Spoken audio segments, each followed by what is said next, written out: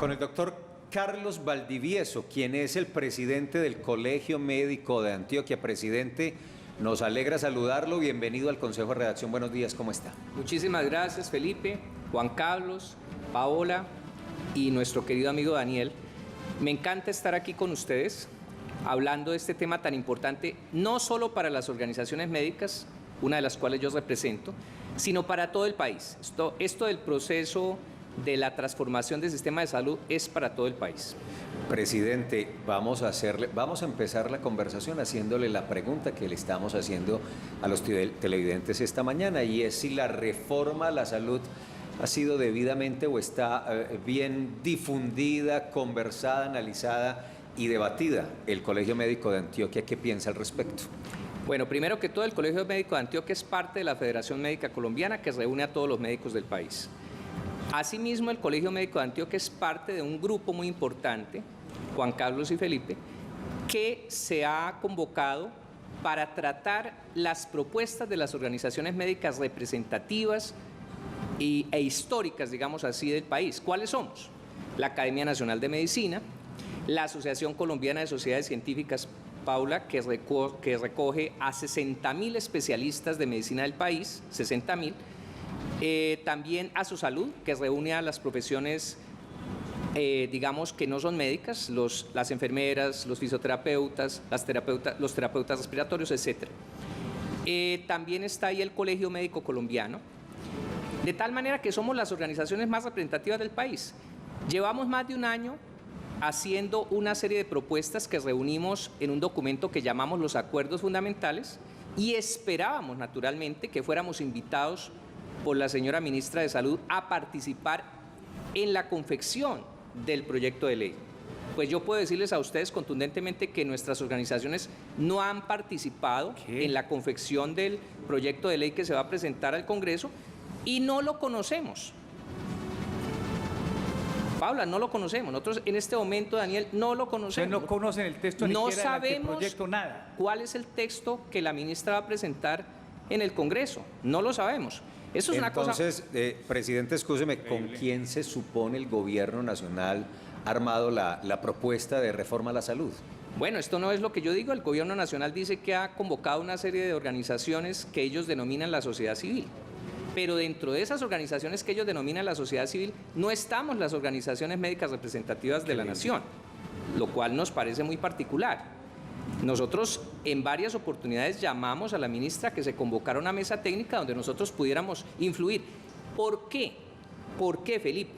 ¿Porque nosotros queremos estar ahí? No, porque las organizaciones médicas del país tienen las mujeres y los hombres más competentes, porque primero tenemos la capacidad administrativa, porque muchos de nosotros tienen conocimientos en esa materia. Segundo, tenemos la capacidad de auditoría, sabemos de auditoría médica y de cuentas en términos de salud. Y también porque nosotros somos el personal operativo que presta el servicio de salud al pueblo colombiano, y conocemos cada uno de los detalles de los problemas que hay.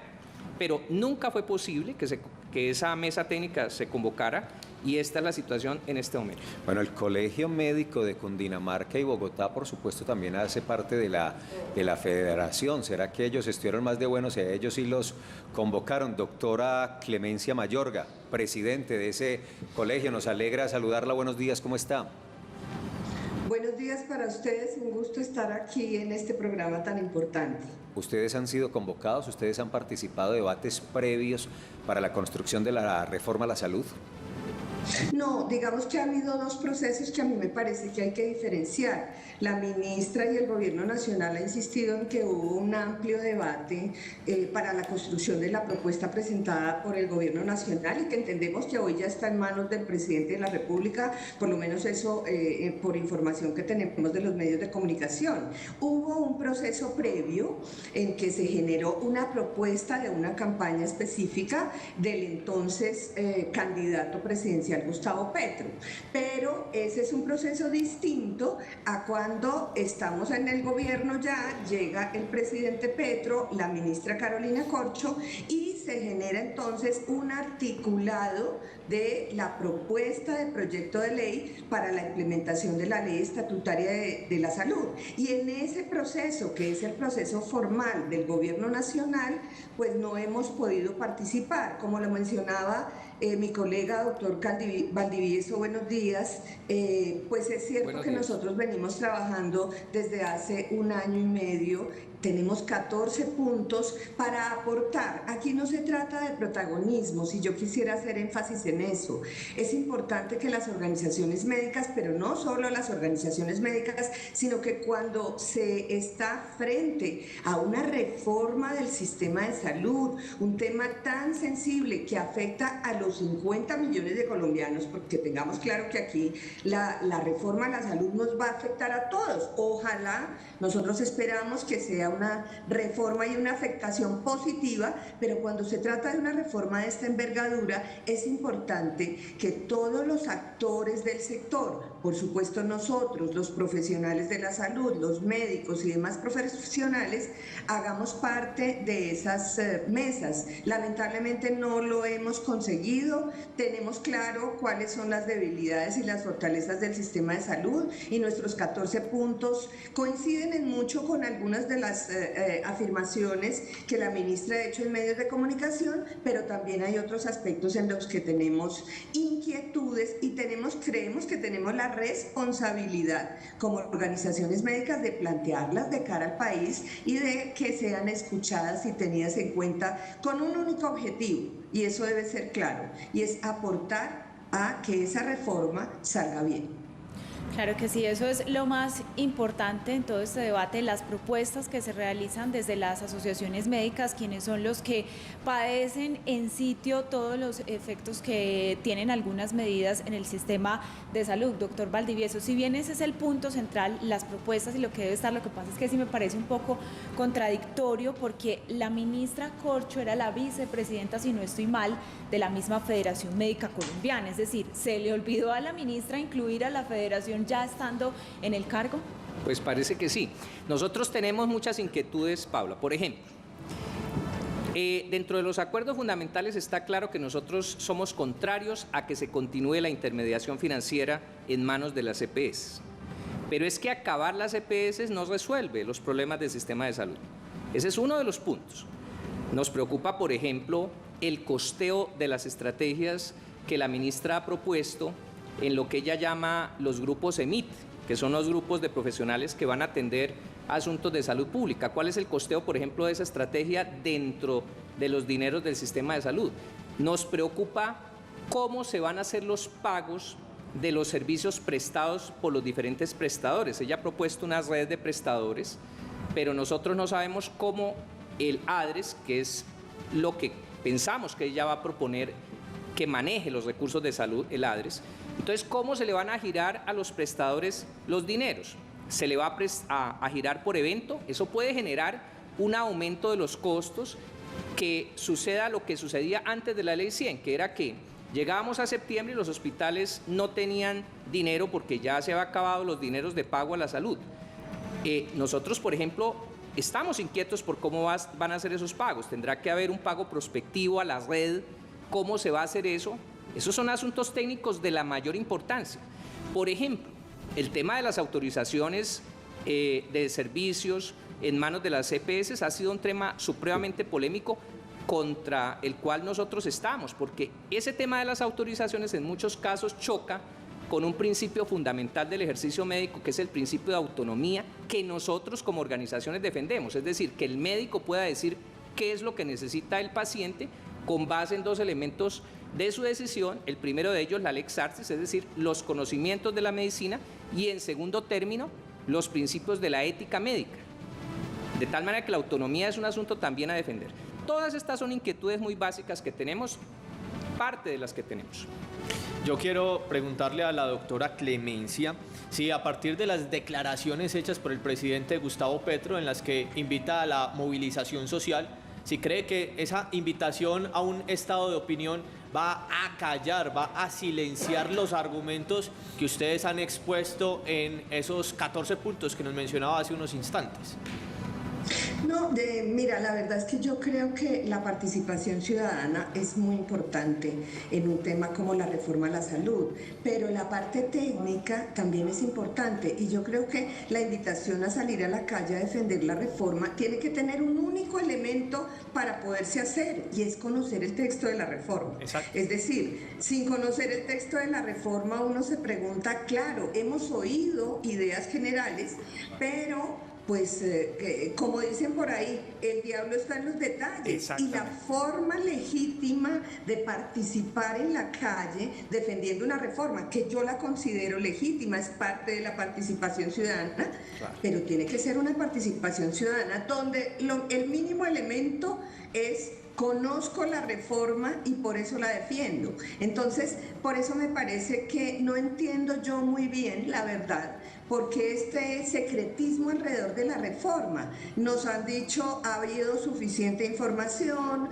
hubo un proceso muy amplio y democrático, entonces la verdad uno dice, pues entonces pongamos el texto para que las organizaciones médicas, pero no solo nosotros, todos los actores del sistema y la ciudadanía en general pueda conocer esos detalles y bueno, salir a defender, mirar como creo que va a pasar con nosotros, en qué puntos realmente estamos de acuerdo y en qué puntos discrepamos o tenemos propuestas alternativas que puedan ser mejor para el país. Porque es que aquí, pues claro, cuando hablamos de promoción, de prevención, de fortalecer el tema de los determinantes sociales de salud, estamos completamente de acuerdo con esas ideas generales lanzadas. Pero como dice el doctor Valdivieso, hay otra cantidad de puntos detallados, técnicos de la operación del sistema que si no se tienen en cuenta, bueno, pues vamos a tener un mal resultado y es lo que no nos puede pasar en este momento con una oportunidad tan importante que tenemos hoy para mejorar el sistema de salud para todos los colombianos. Doctor Valdivieso, mire, aquí el tema en las redes, como hay de todo, hay unos que preguntan, ¿será que esos médicos que ustedes invitaron hoy son de derecha y están hablando en contra del gobierno? La pregunta es muy sencilla. Hemos invitado a dos prestigiosos directores de estas asociaciones médicas en Colombia. Usted por Antioquia, la doctora Clemencia por Bogotá. Le preguntamos en primera instancia, ¿será que la noticia no llega a las regiones y los han llamado a ustedes que están ahí en Bogotá a sentarse, a ir al ministerio en un par de minutos a conversar? Ha dicho rotundamente no. Aquí en Antioquia usted representa el gremio. ¿Ustedes son de derecha, son de izquierda, son progresistas? ¿Tienen algún interés económico de representar alguna EPS o político para representar y salir a decir que es que no los han llamado para quedar mal al gobierno? Cuéntenos a ver, doctor. Juan Carlos, pues tengo que decirte lo siguiente. Nosotros los gremios médicos no tenemos ningún color político. En cuanto al Colegio Médico de Antioquia, yo que soy su presidente, yo nunca jamás en mi vida he pisado un directorio político en Antioquia. Ni lo voy a hacer. ¿Y por qué no lo voy a hacer? Porque yo soy un líder gremial, tengo que preservarme en ese sentido. Así que no hay ningún color político. Nosotros no somos ni gobierno ni oposición. Nosotros ni siquiera tenemos vinculación a cuestiones ideológicas, ni de derecha o de izquierda. Yo soy agnóstico, así que tampoco tengo vinculaciones con la iglesia. Sí, señor. Sí, de tal manera que nuestra única intención, no ahora, Juan Carlos. El gremio sí, lleva señor. más de 20 años, desde que que las organizaciones del gremio médico se dieron cuenta de que había desviación de recursos, de que había desfalcos, de que había una serie de anomalías en el sistema de salud. Nosotros estábamos esperando este momento. Llevamos más de 20 años esperando este momento y madurando una serie de ideas entre nosotros. Yo llevo casi 30 años de hacer parte de organizaciones médicas de diferentes orígenes desde la base. De tal manera que no llegamos ayer a las organizaciones médicas, no. Llevamos más de 20 años intentando y deseando este momento para hacer la reforma. Por lo tanto, tenemos ideas muy firmes y sólidas sobre qué es lo que podemos hacer. Lo curioso del asunto es que tanto la señora ministra como el señor viceministro salieron de asociaciones del sector salud precisamente. Pero miren, Mauricio Echeverry es el presidente de Asosalud. Asosalud es otra asociación de profesionales de la salud y le hicimos la pregunta respecto a si estaba o no de acuerdo con la reforma a la salud y con base en el contexto aquí conversado, pues era un poco obvia la respuesta. Esto fue lo que nos contestó. Decir si estamos o no en contra de la reforma sería un error. ¿Por qué? Porque ni siquiera nos han invitado ni la conocemos. Es la preocupación de todas nuestras organizaciones que a la fecha, cuando ya el presidente Petro dice tener la reforma a la salud y la doctora Carolina Corcho, ministra de Salud, dice que la ha hecho y que la ha socializado con las principales organizaciones, podemos decir con claridad que nosotros como organizaciones principales de la salud de este país no hemos hecho parte del proyecto de la reforma. 7 de la mañana, 36 minutos. Doctora Clemencia, volvemos con usted. Yo quiero clarificar algo. Si bien ustedes están manifestando este descontento porque no los han tenido en cuenta para la discusión de la reforma a la salud que se va a debatir en el Congreso de la República, ¿ustedes están de acuerdo con que se tiene que hacer una reforma? Y gracias por la pregunta. Yo creo que hay una claridad que hay que hacer. El sistema de salud colombiano, digamos, ha tenido unos avances en estos 30 años dentro del modelo de salud de Ley 100, pero indudablemente tiene falencias importantes. Y a mí me parece, y quiero resaltar, que es una oportunidad cuando el Gobierno Nacional dice: aquí nos falta promoción de la salud, prevención de la enfermedad, determinantes sociales de la salud y un fortalecimiento de la red pública hospitalaria, sobre todo en las zonas dispersas y alejadas del país, en donde el sistema de salud funciona de manera muy diferente a como puede ser en una ciudad. Yo creo que hay grandes oportunidades. Creo que los trabajadores de la salud, como se ha mencionado, han venido en una situación de precariedad salarial, no están contratados debidamente, no tienen vacaciones, no tienen derecho a incapacidades. Es decir, hay una serie de aspectos que ameritan una reforma, sobre todo a la luz de la implementación de la Ley Estatutaria de Salud, de la cual nosotros fuimos también gestores del año 2015. Pero entonces, cuando decimos vamos a abordar esa reforma, tenemos que tener en cuenta, y eso debe ser claro para la opinión pública, que la simple eliminación de las EPS, como se ha mencionado, no nos soluciona los otros problemas. Voy a poner un ejemplo. Se habla de los 20.000 equipos de atención en primaria en salud que se necesita. Importantísimos los equipos de atención primaria, pero ojo, tenemos un déficit de médicos y enfermeras en el país. Estamos casi en el 50% del indicador de la OCDE en número de médicos y de enfermeras en el país. Entonces la pregunta es: ¿dónde está el personal de la salud que va a ir a esos 20.000 equipos y que van a llegar a la casa y a las regiones? Vamos a tener que sacar los médicos de los hospitales y entonces vamos a tener un mayor déficit de los hospitales y las listas de espera para citas médicas entonces van a aumentar. Fíjense ustedes que hay detalles en los cuales tenemos que entrar a abordar para que el fin de esta reforma se logre y es verdaderamente garantizar la promoción, la prevención, la atención oportuna y mejorar la calidad para la salud de todos los colombianos. Doctor Valdivieso, entre lo que se ha conocido someramente de la reforma a la salud, se habla de que esos recursos sean administrados por los entes territoriales, es decir, por alcaldías y departamentos. Muchos advierten sobre el riesgo en materia de corrupción que eso podría tener. ¿Cuál es su visión al respecto? Claro, ese es uno de los problemas, Daniel, que vemos con muchísima preocupación. Nosotros sabemos que esa descentralización de los recursos puede ser extremadamente peligrosa. Ya hemos vivido procesos de desviación de recursos de otros órdenes a nivel de los entes locales. Consideramos que no tienen competencia los entes locales para hacer ese manejo de recursos en este momento. Por eso somos contrarios. Nosotros pensamos que debe haber un manejo centralizado de los recursos. Como digo, nos preocupa cómo se va a enviar los recursos a las redes de prestadores. Todas estas cosas son parte de la inquietud, pero la descentralización de los recursos es extremadamente peligrosa. Doctora Clemencia, aprovechando esta línea de preguntas que le hizo mi compañero al doctor Valdivieso, le traslado a usted también la misma. Es decir, si usted la llama mañana a la ministra, nos está viendo y dice: oiga, vea, los gremios médicos están bravos porque no le hemos llamado, esta gente sí se queja, la llaman ahorita al mediodía, usted le dice: vea, ministra, yo le doy 3 recomendaciones. Es lógico que el sistema hay que cambiarlo, usted lo ha dicho, hay deficiencia en la atención, haga esto, esto y esto, se lo recomendamos.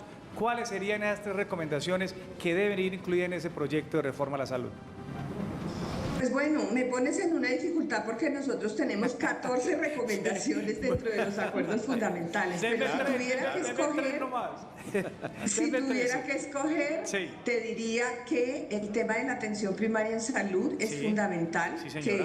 que creo que hay que hacerlo, pero que tenemos que hablar con las universidades Claro. y ver cuál es el personal de salud que va a ir allá para no generar un déficit Claro. del personal que hoy está atendiendo la enfermedad y que puede alargar las listas de espera. Y yo creo que eso se puede lograr. Muy bien. La segunda recomendación sería el giro directo para clínicas y hospitales, pero con una centralización de recursos desde ADRES. Es decir, a nosotros sí nos parece arriesgado que vaya a haber Claro. una situación de Una recursos, de intermediación. fondos de la salud en las regiones. Eso puede ser muy problemático. La opinión pública conoce cómo funciona desafortunadamente, es decir, como dicen, no estamos en Dinamarca, sino en Cundinamarca. Aquí hay temas de corrupción en las regiones Sin y duda. donde la politiquería en el tema del sistema de salud ha estado presente. Entonces, darle la capacidad a cada región, teniendo regiones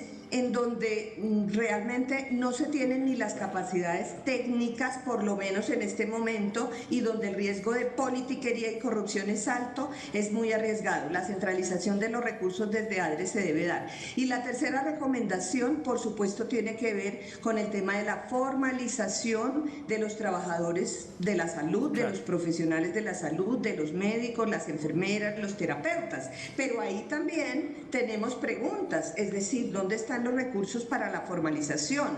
¿Cómo se va a hacer, me pregunto yo, para obligar dentro de la norma actual que tiene el país para que las clínicas privadas formalicen a todos sus trabajadores? Porque es que lo que aquí no queremos es que esto se nos quede nuevamente en un postulado, en una ley como pasa en Colombia, quiero decir, que se sacan leyes y las leyes quedan allá en una carpeta, pero no se cumplen. Papel. Necesitamos saber claramente cuáles son los recursos para la formalización laboral y cuál es la normatividad que se va a dar, de manera que todas las entidades públicas y privadas, porque aquí el 80% de los prestadores son privados, van a formalizar a sus trabajadores. Esos serían mis 3 temas centrales. Bueno, gracias, doctora. buen ejercicio, Muy puso ahí, se la puso difícil Juan, porque efectivamente Sí. son 14 las propuestas que están incluidas en esos acuerdos fundamentales que han trabajado con tanto juicio y tanto detalle estos colegios médicos del país. Doctora Clemencia, gracias por acompañarnos. La volveremos a consultar desde Antioquia, creo que todos estamos en vilo. Queremos saber exactamente cuál es el articulado de esta reforma a la salud para empezar realmente a discutir sobre texto concreto para dónde va la reestructuración del sistema de salud de Colombia. Gracias, doctora Clemencia. A ustedes muchas gracias, estamos aquí pendientes y gracias por incluir este tema muy importante para todos los colombianos. Por supuesto, Claro. y así lo vemos y así lo consideramos, doctor Carlos. Gracias también por acompañarnos, muy Encantado. pendiente de sus pronunciamientos cada día. No, como siempre a la orden de ustedes, aquí estamos. Muy Muchas bien. gracias. Los presidentes del Colegio Médico de Antioquia y el Colegio Médico de Cundinamarca.